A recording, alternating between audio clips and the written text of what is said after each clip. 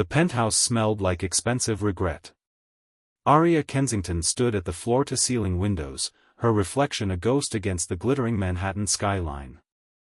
53 stories below, the city pulsed with life, people heading home to warm dinners, to waiting arms, to lives that meant something. Up here, in her glass and steel kingdom, there was only silence. The kind of silence that echoed. She was 34 years old. She had a net worth that could buy small countries, a company that dominated 3 continents, and a reputation that made grown men weep during negotiations. She had never lost a deal. Never shown weakness. Never let anyone see the cracks in her armor. But tonight, the cracks were showing. Her hand trembled as she raised the crystal glass to her lips. The whiskey burned, but not enough. Nothing burned enough anymore. She had spent the last decade building an empire, convinced that success would fill the void her parents had left behind. They had been wealthy too, cold, distant, more interested in their social standing than their only daughter. Aria had learned early that love was transactional. That people only stayed as long as you had something to offer. So she made sure she had everything to offer. Money. Power. Influence. And yet, here she was, alone on a Friday night, watching couples walk hand in hand through the park below, and she would have traded every zero in her bank account for just one person who looked at her like she mattered. She set down the glass and picked up her phone. Scrolled through her contacts. Hundreds of names. Business partners. Board members. Competitors she kept close. Not a single one she could call at 11 p.m. and say, "I'm falling apart. Please help me." Her thumb hovered over one name. The only name that still made her chest ache after all these years. Declan. She hadn't said his name out loud in 5 years. Hadn't allowed herself to think about him, not really. Because thinking about Declan meant thinking about everything she had thrown away. The way he used to make her laugh, really laugh, the kind that came from somewhere deep and unguarded. The way he would leave little notes on her mirror when she was too exhausted to get out of bed. The way he had looked at her like she was the most precious thing in the world. And the way she had destroyed it. She remembered the night he had asked her to marry him. He had planned everything, candles, roses, her favorite song playing softly in the background. He had gotten down on one knee with that hopeful, earnest expression, and she had felt something inside her freeze. "I can't," she had said, her voice flat. "I can't be what you need, Declan. I can't be a wife. I can't be a mother. I'm not built for that life." He had tried to argue. Told her she was wrong, that she was more than her ambition, that he would wait forever if that's what it took. But she had already started building the wall. Brick by brick. She had convinced herself that she was doing him a favor. He deserved someone soft. Someone who could give him the family he wanted. Not her. Not broken, barren Aria who couldn't even let herself feel without falling apart. "You're making a mistake," he had said, his voice cracking. "You're so afraid of being hurt that you won't even try. You don't understand," she had whispered. "Then help me understand." But she couldn't. She couldn't tell him about the diagnosis she had received a month before. Couldn't tell him that the doctors had said she would never carry a child. Couldn't tell him how that news had shattered something inside her, confirming every fear she had ever had about being inadequate. About being unlovable. So she had let him go. And she had been alone ever since. Aria closed her phone and pressed her forehead against the cold glass. The city blurred beneath her, a sea of lights that meant nothing. She had everything. And she had nothing. The next morning, she woke with a pounding headache and a heart full of regret. She had drunk too much. Thought too much. Remembered too much. Her assistant, a nervous young woman named Priya who had somehow survived 6 months in Aria's orbit, greeted her with the usual stack of reports and a cup of coffee that was precisely 2 degrees too cold. "I need you to reschedule my 10 o'clock, Arya said, not looking up. "I have a personal matter to attend to." Priya's eyes widened slightly. Arya Kensington never had personal matters. She existed in a state of perpetual business, a machine that ran on deals and deadlines. "Of course, Ms. Kensington. Shall I have the car ready?" "No. I'll walk." She needed to clear her head. Needed to remind herself that she was fine, that she had made the right choices, that the hollow ache in her chest was just a temporary weakness she would eventually overcome. The city was gray and drizzly, the kind of morning that made Manhattan look almost melancholy. Arya pulled her cashmere coat tighter and walked without direction, letting her feet carry her wherever they wanted. She didn't realize she was heading toward the East Village until she was already there.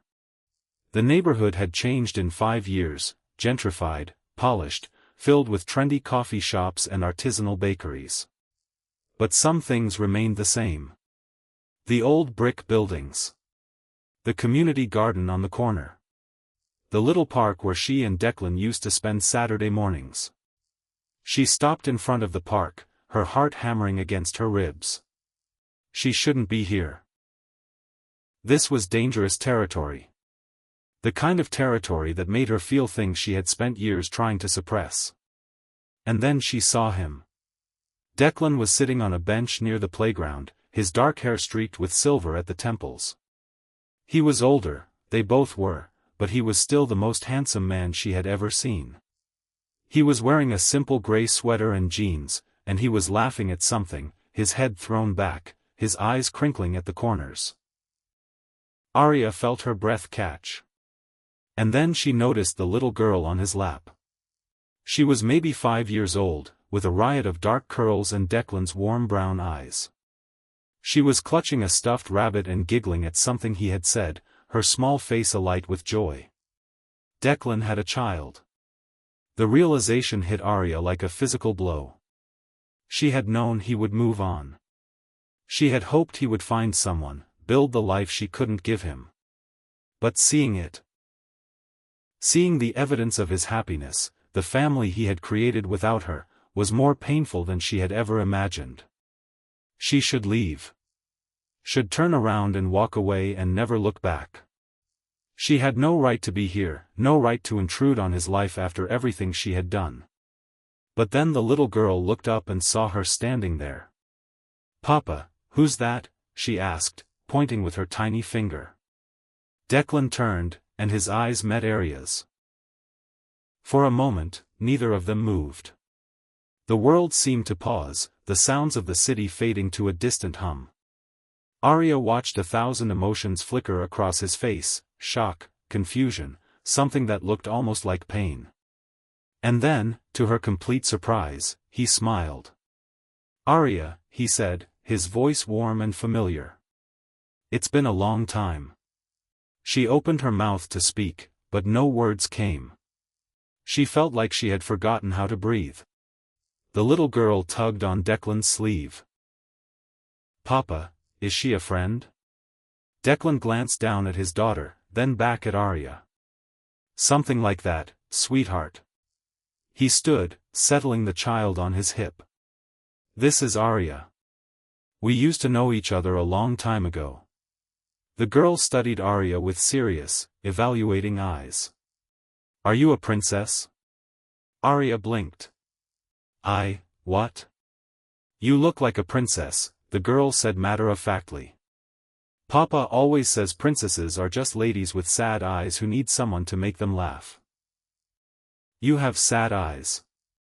Arya felt something crack inside her chest. She looked at Declan, who was watching her with an expression she couldn't read. "I should go," she managed. "I didn't mean to intrude." "Don't," Declan said quickly. "Please. Stay. It's been too long, Arya. We should talk." There was so much she wanted to say. So many apologies, so many explanations. But she couldn't find the words. Who's this little one?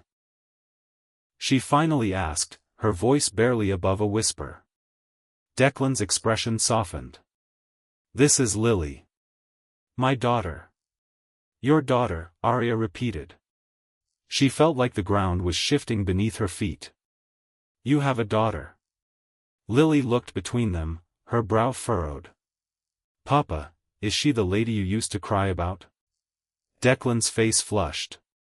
Lily. She's the one, isn't she? Lily pressed, utterly unbothered. The one who didn't want to be your wife because she was too busy being a queen. Arya felt tears prick at her eyes. She blinked them back furiously. I think I should go. Arya, wait. Declan reached out and caught her arm. His grip was gentle, but she felt it all the way to her bones. Please. At least let me buy you a coffee. There's a place around the corner.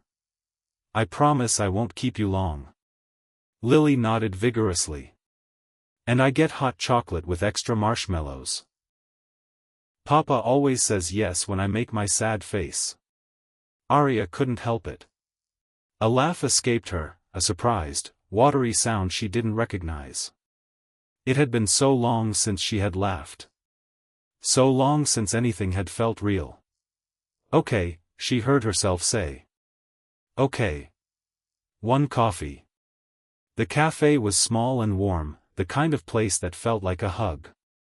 Lily immediately claimed the corner booth, arranging her stuffed rabbit and her hot chocolate with solemn ceremony. Declan sat across from Arya, close enough that she could see the fine lines around his eyes, the way his hands still moved when he talked. She noticed his left hand resting on the table, bare. No wedding ring. Her heart hammered with a confusing mix of relief and curiosity.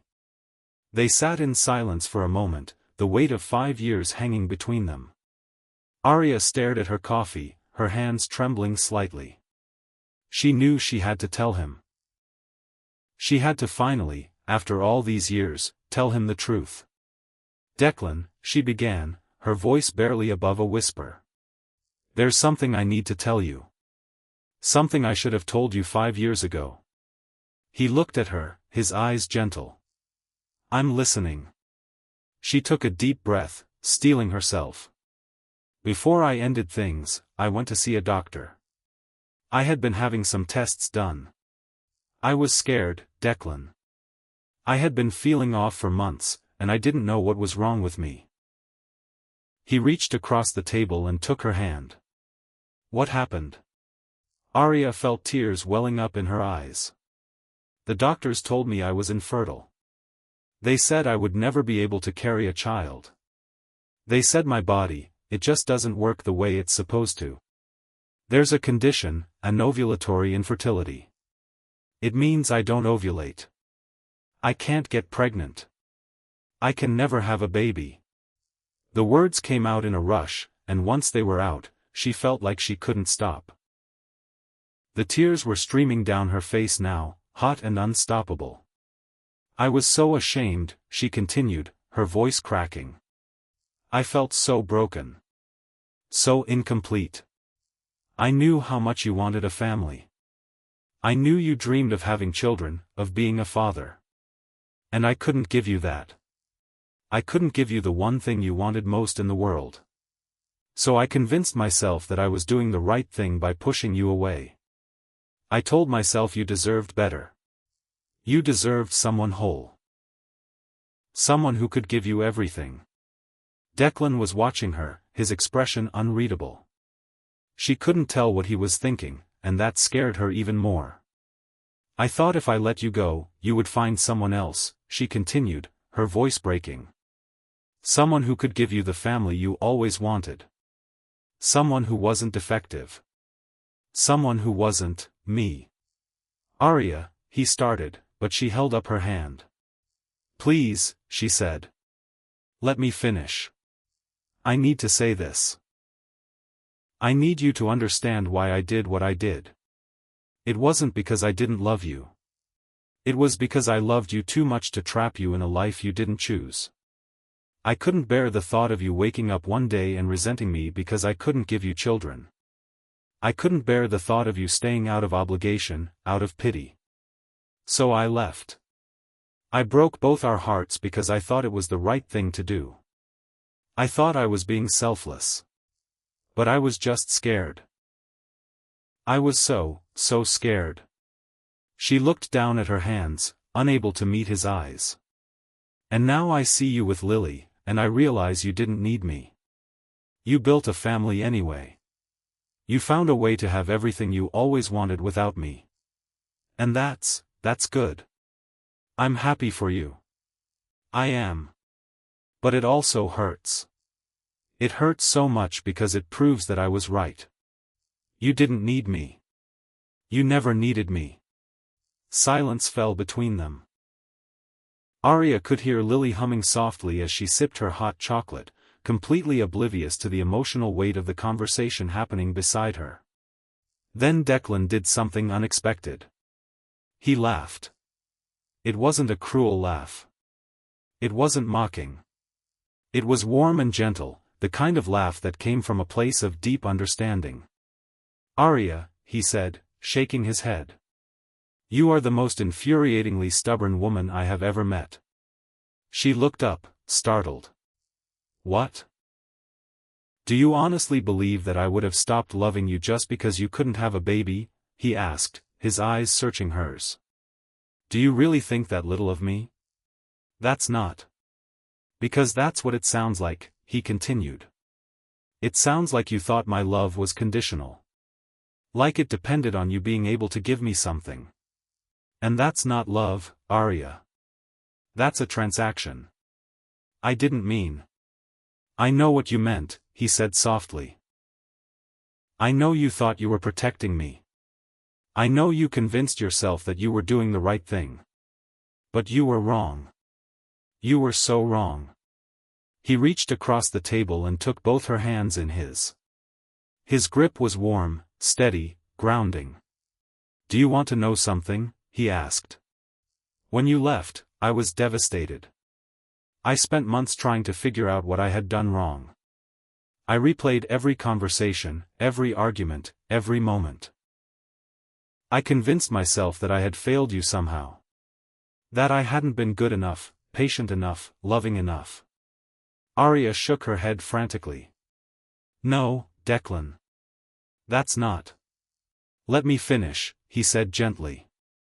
It wasn't until the clinic called me that I understood.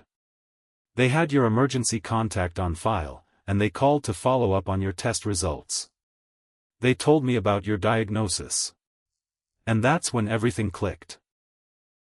That's when I realized you hadn't left because you stopped loving me. You left because you were scared. You left because you thought you were broken, and you didn't want me to see you that way. Arya was sobbing now, tears pouring down her face. I was so stupid. I was so stupid. You weren't stupid, he said. You were scared. And I understand that. I understand better than you know. How? She asked, her voice barely a whisper. How can you possibly understand? Declan took a deep breath. Because I know what it's like to feel broken. I know what it's like to feel like you can't give someone what they need. He looked over at Lily, who was now drawing on a napkin with a crayon the waitress had given her. Arya, I need to tell you something, he said. Something about Lily. Something I think you need to hear. Arya wiped her eyes, trying to compose herself. Okay. But first, Declan said, I need you to know something else. Something I should have told you 5 years ago. Arya waited, her heart pounding. I never married, Arya, he said quietly. I never even came close. There was only ever one woman I wanted to marry, and she walked away. I didn't date. I didn't try to find someone else. I couldn't. Every time I thought about moving on, I thought about you. And I knew I wasn't ready. I knew I would never be ready. Arya felt fresh tears streaming down her face. Declan. After you left, I threw myself into my work, he continued. I was an architect, remember? I designed buildings. I poured everything I had into my projects. I thought if I could just keep busy, I could forget about you. But I couldn't. You were everywhere. In every building I designed, in every park I walked through, in every quiet moment when I let myself think about what could have been. But you have Lily, she said. You have a daughter. I thought. That's what I'm trying to tell you, he said. Lily came into my life in a way I never expected. And I think she was meant to be here. I think she was meant to bring me back to you. Arya looked at Lily, then back at Declan. How? Declan took a breath. Marcus and Natalie were two of my closest friends. Marcus and I grew up together. He was like a brother to me. And Natalie, she was an incredible woman. They were the kind of couple that made you believe in soulmates. Arya nodded silently, her tears still flowing. They had been trying for years to have a child, Declan continued. But Marcus had a medical condition. He was infertile. They went through test after test, treatment after treatment. Nothing worked. And then one night, Marcus came to me. He was in tears. He asked if I would be willing to be a donor. Arya's breath caught. Oh, Declan. I said yes, he said. I said yes because I loved them. I said yes because I knew how much they wanted a family. And I said yes because I thought if I couldn't have a family with the woman I loved, maybe I could help someone else have one. It was the only thing I could do. Arya squeezed his hands but said nothing. Natalie got pregnant on the first try, Declan said, his voice thick with emotion. Marcus was overjoyed. He read every parenting book he could find. He built the nursery himself. He painted the walls, assembled the crib, picked out the baby clothes. He was so excited. He would call me every day to tell me about the latest milestone. Arya listened quietly, tears streaming down her face. Lily was born, and they were overjoyed, Declan said. Marcus cried for 3 days straight. He said she was the most beautiful thing he had ever seen. They loved her so completely, so unconditionally. They took 1,000,000 pictures. They wrote her letters that they planned to give her on her 18th birthday. They never treated me like just a donor. They treated me like family. Arya nodded, unable to speak. What happened to them? She finally asked softly. Declan's expression darkened. They went on a weekend trip. Just the two of them, to celebrate their anniversary. They left Lily with me. It was supposed to be a romantic getaway, just 2 days. And they never came back. Arya gasped. Oh no. A drunk driver, Declan said. He ran a red light. They died instantly. I got the call at 3 in the morning. I had to go to the hospital and identify their bodies. And then I had to go to their house and take care of Lily, who had no idea that her parents were never coming home. Arya was sobbing openly now. Declan, I'm so sorry. It was the hardest time of my life, he admitted. I had just lost the woman I loved, you. And then I lost 2 of my closest friends. I was completely broken. I didn't know how I was going to survive. But you did, Arya said. You survived. You raised Lily. You built a life. Because Lily needed me, he said. She had no one else. Marcus was an only child, and his parents had passed away years ago. Natalie's parents lived in another country and couldn't take her. So I stepped up. I adopted her. And she's been my whole world ever since. Arya stared at him, her heart breaking and mending at the same time. You raised a baby by yourself? While grieving your friends and grieving the loss of me? I had help, he said. My parents, my sister, friends from the community. But yes, it was just me and Lily. And honestly, she saved me. She gave me a reason to get up in the morning when I didn't think I had one. Every time I looked at her, I saw Marcus and Natalie. I saw their love, their hope, their dream of a family. And I knew I had to carry that forward for them. Arya shook her head in wonder but stayed silent, letting him speak. She's my daughter, Arya, he said. Biologically, she's mine. But she was always meant to be Marcus and Natalie's.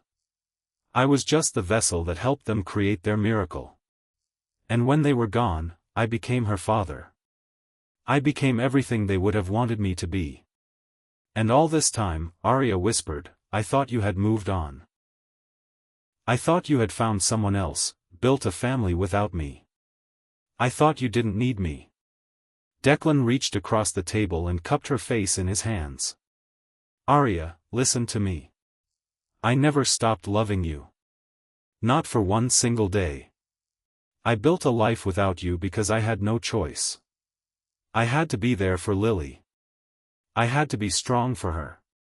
But I never wanted a life without you. I never stopped hoping that someday you would come back. Really? She asked, her voice small and vulnerable. Really, he confirmed. And now you're here. And you've told me the truth. And I want you to know something. Your infertility changes nothing. It changes nothing about how I feel about you. You are not broken, Arya. You are not incomplete. You are the most incredible woman I have ever known, and I love you with everything I am. Arya felt her heart break open. But what about Lily? What about the fact that you have a daughter and I can't? You can be her mother, he said firmly. You already are, in a way. She asked about you, you know. After we saw you in the park, she kept asking when she could see the pretty lady again. And when I told her about you, she said, Papa, I want her to be my mommy. Arya laughed through her tears. She did? She did, he said, smiling. She's very opinionated. She gets it from Natalie. Natalie never took no for an answer. And Lily is exactly the same. Arya looked over at Lily, who was now coloring on her napkin with intense concentration. The little girl looked up and caught her eye, then smiled a gap-toothed smile. Are you going to be my mommy now? Lily asked hopefully. Arya looked at Declan, then back at Lily. Would you like that, sweetheart? Lily nodded vigorously. I asked Papa, and he said yes. So you have to say yes too. That's the rule. What rule? Arya asked, laughing through her tears. The rule of love, Lily said matter-of-factly. If someone loves you and you love them, then you're family. That's what Papa always says. And Mama Natalie used to say it too. She said love is what makes a family, not just blood. Arya felt her heart swell. She looked at Declan, her eyes shining. She's right. Declan reached into his pocket and pulled out a small velvet box. Arya's breath caught. I was going to wait, he said. I was going to make it romantic, with candles and music and all that. But Lily's right. Sometimes the simplest thing is the best. He opened the box. Inside was a simple, elegant ring, a small diamond surrounded by a halo of sapphires. Sapphires had always been her favorite. Arya Kensington, Declan said, his voice steady. You have spent your whole life trying to buy everything. Money, power, respect. But the one thing money can't buy is love. And I'm giving you mine for free. No conditions, no expectations. Just a man who loves you and a little girl who thinks you're a princess. Will you marry us? Arya felt her heart break open, all the walls she had built crumbling to dust. Yes, she whispered. Yes, yes, 1,000 times yes. Lily cheered and threw her arms around both of them. Declan kissed her, soft and sweet, and Arya let herself be kissed. Let herself be loved. Let herself be whole. The wedding took place 3 months later. It was small, intimate, exactly what Arya had always secretly wanted but never allowed herself to have. She wore a simple white dress, her hair loose around her shoulders. No diamonds, no elaborate jewelry.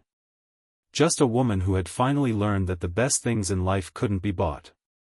Lily was the flower girl, of course, scattering petals with wild abandon.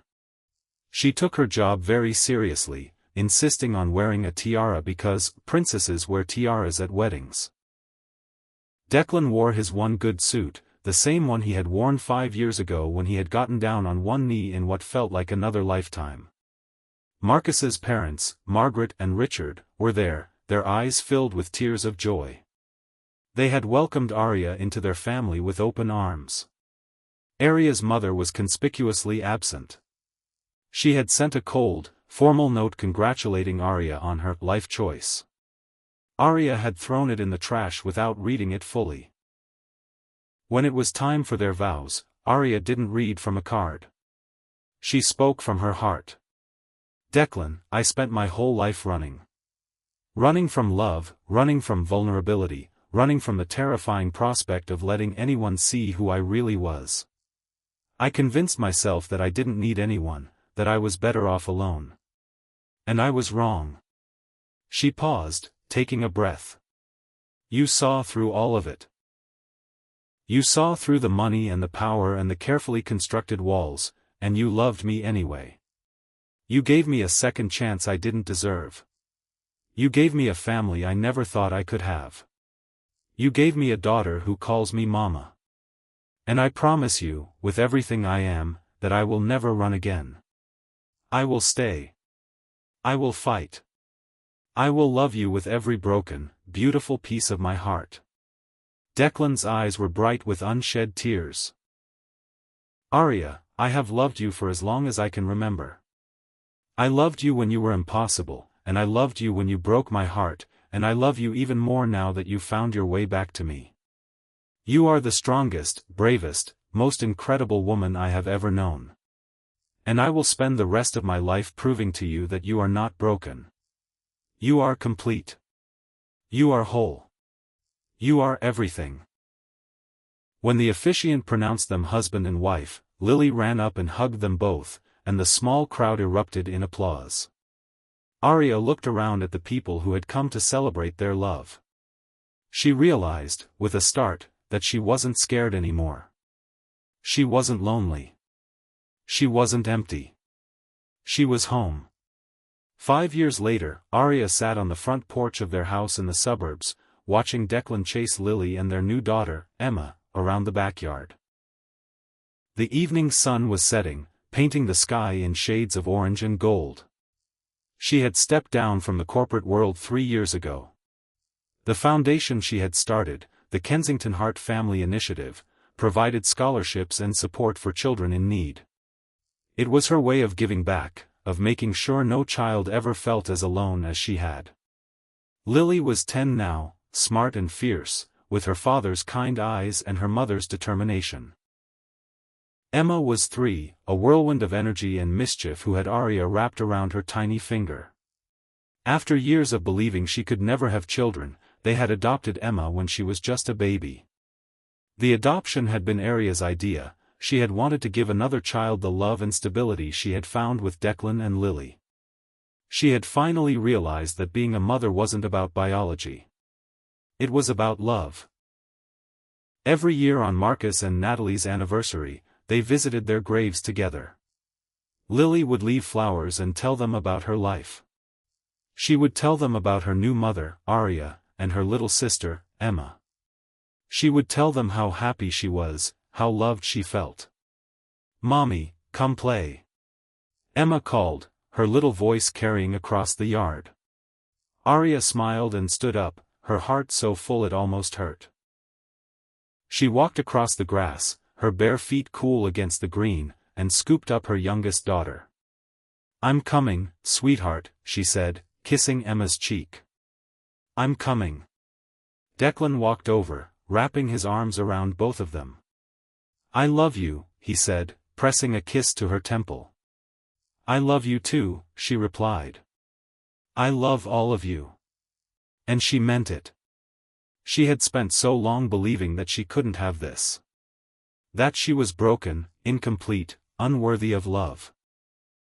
She had convinced herself that her infertility made her less than, that she could never be the mother she wanted to be. But standing here, in the middle of her chaotic, beautiful, imperfect family, she knew the truth. Family wasn't about biology. It wasn't about blood or chromosomes or anything you could measure in a lab. Family was about showing up. About choosing each other, day after day, even when it was hard. About loving with your whole heart, even when you were terrified of getting hurt. She had learned, finally, that true success isn't measured in money or power. It's measured in the hearts you touch and the lives you change. And she had changed the lives of 3 people, her husband and her daughters, just as they had changed hers. Aria Kensington Hart was no longer the ice queen of Manhattan. She was a wife, a mother, and the happiest woman in the world. She had finally found the one thing money could never buy. And she was never letting go.